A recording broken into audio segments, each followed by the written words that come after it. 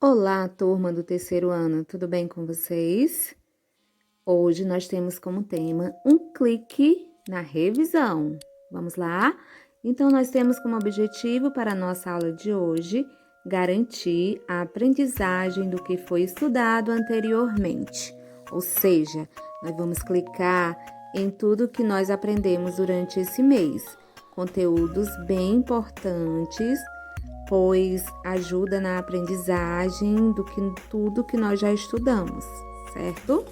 E para começar, nós vamos dar início com o seguinte tema: compreensão em leitura. Quem lembra que nós fizemos a compreensão em leitura? Lembra onde nós fizemos a inferência, onde nós estudamos o sentido das palavras, o sentido das expressões dentro do contexto, onde muitas palavras elas têm vários significados e de acordo com o texto nós podíamos identificar essa expressão, nós podíamos entender o que essa expressão estava querendo dizer. Então, essa foi a compreensão de leitura.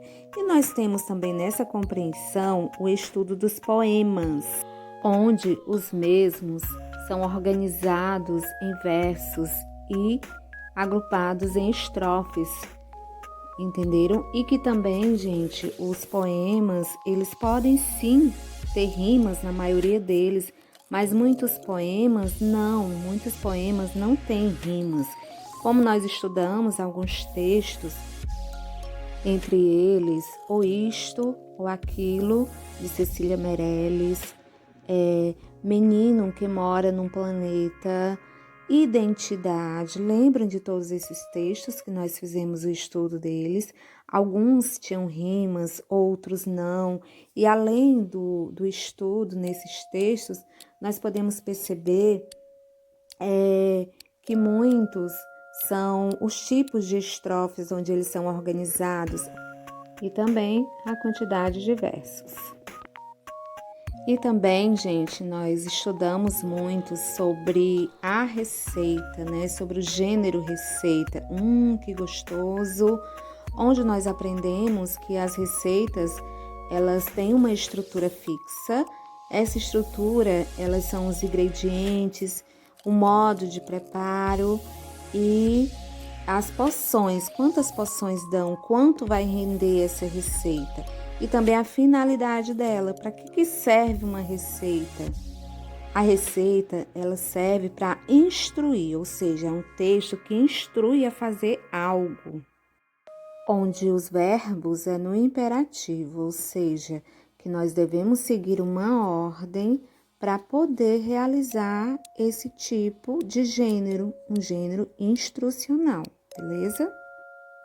Agora, nós vamos lembrar um pouco sobre as palavras que dão sentido de tempo e as palavras que dão sentido de lugar. Vocês lembram que em todos esses textos nós podemos observar várias palavras que davam esse sentido de tempo e de lugar.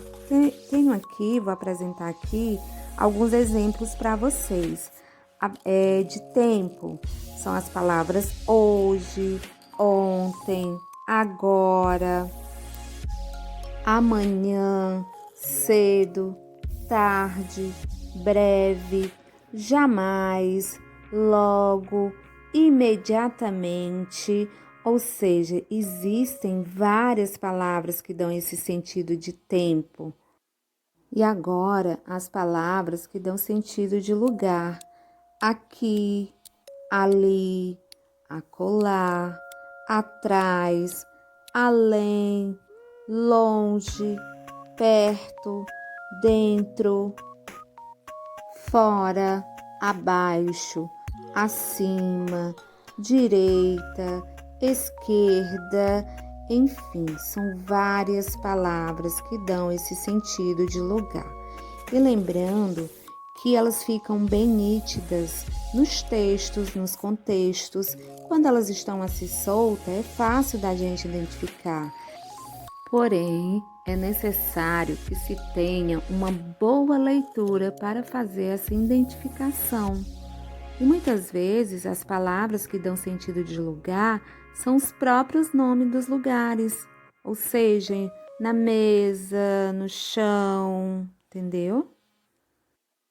No rio, na praia, na piscina, todos esses dão sentido de lugar. Resta ler e entender. Então, crianças, um dos conteúdos bem interessante e muito importante que foi estudado durante esse mês foram os sinais de pontuação, pois a pontuação ela é de extrema importância na leitura e na escrita, certo?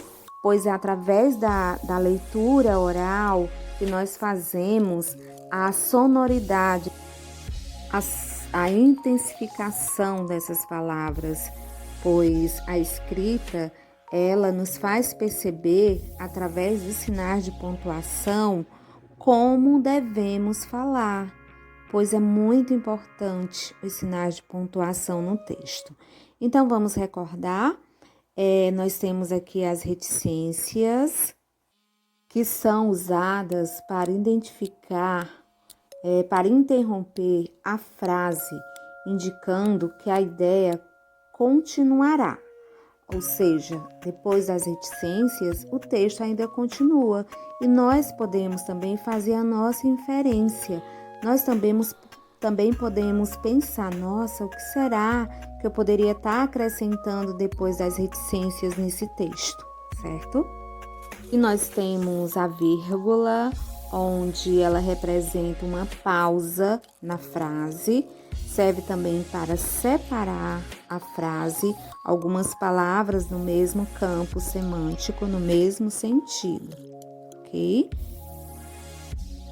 O ponto de exclamação, ele serve para indicar sentimentos diferentes, tais como entusiasmo, surpresa, súplica, ordem, horror, espanto, ou seja, a função dele são todas essas e muito mais onde ele possa ser apresentado, certo? As aspas, elas são usadas para destacar uma parte do texto, como quando usamos gírias ou palavras estrangeiras, ou quando retiramos a fala de alguém do texto, beleza? O ponto de interrogação, ele serve para formular perguntas diretas ou para indicar uma indignação. Por exemplo, quando se diz assim, o quê? Eu não acredito que você fez isso, tá? Então, é bastante usado, nós usamos bastante o ponto de interrogação no final das frases. Então, crianças, estudamos esses e muitos outros sinais de pontuação que são bastante importantes no texto. E, para finalizarmos, nós estudamos também as histórias em quadrinhos, ou seja, as HQs. É muito bom, né, gente, estudar histórias em quadrinhos. Mas eu quero ver se vocês aprenderam qual é a finalidade desse gênero textual. Vocês lembram? Isso mesmo. A finalidade é informar e divertir o leitor. Como assim informar? Muitas HQs, elas trazem informações sobre o meio ambiente, o cuidado com a água, o cuidado com o separar do lixo, né, a reciclagem e também para nos divertir, pois muitas HQs têm como característica o uso de desenhos colocados em quadrinhos para transmitir essa mensagem, certo? Outra característica também são os diálogos, onde eles são registrados nos balões de fala. E o objetivo da história em quadrinho, como já foi falado, é nos divertir e informar. Resta a gente fazer a leitura e entender. Outra característica também, crianças, são as onomatopeias. Lembram dessa palavra? Nossa, que palavra é essa? Mas é muito simples. É uma palavra que imita os sons das coisas, os sons dos objetos. E muitas HQs, elas vêm representadas dentro do quadrinho ou muitas vezes solta.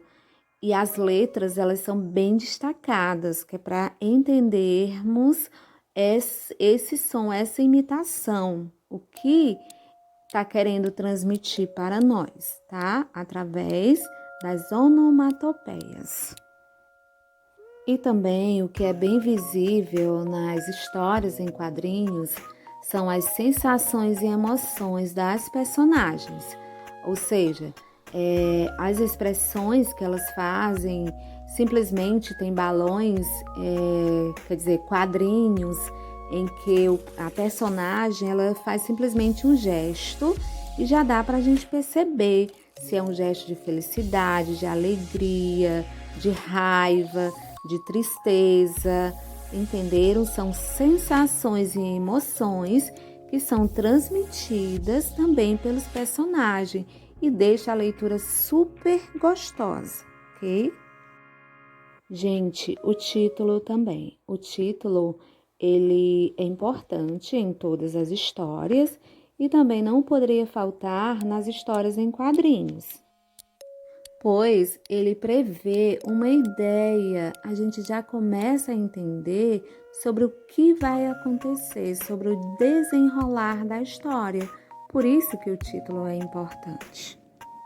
Outra característica bem representada nas histórias em quadrinhos são a linguagem verbal e a linguagem não verbal, pois as duas linguagens elas se ligam, elas se encaixam uma na outra, que dá para a gente entender o que vai acontecer. Temos que olhar tanto para a imagem quanto para o que está escrito. E não esquecendo que sempre no último quadrinho de cada historinha tem que haver a palavra fim, escrita com letra maiúscula, ok? Então, a gente não pode esquecer desse detalhe, tá? Recordando aqui, as HQs servem para informar e para divertir. E a característica mais importante é o humor nas histórias em quadrinhos. Então, turma, essa foi a revisão de língua portuguesa. Espero que vocês tenham lembrado desses conteúdos. Estudem novamente tudo que foi ensinado e garantam, gente, a aprendizagem de vocês. Preparem-se que na próxima quarta-feira nós vamos ter a avaliação, tá bom? Beijos e até a próxima aula.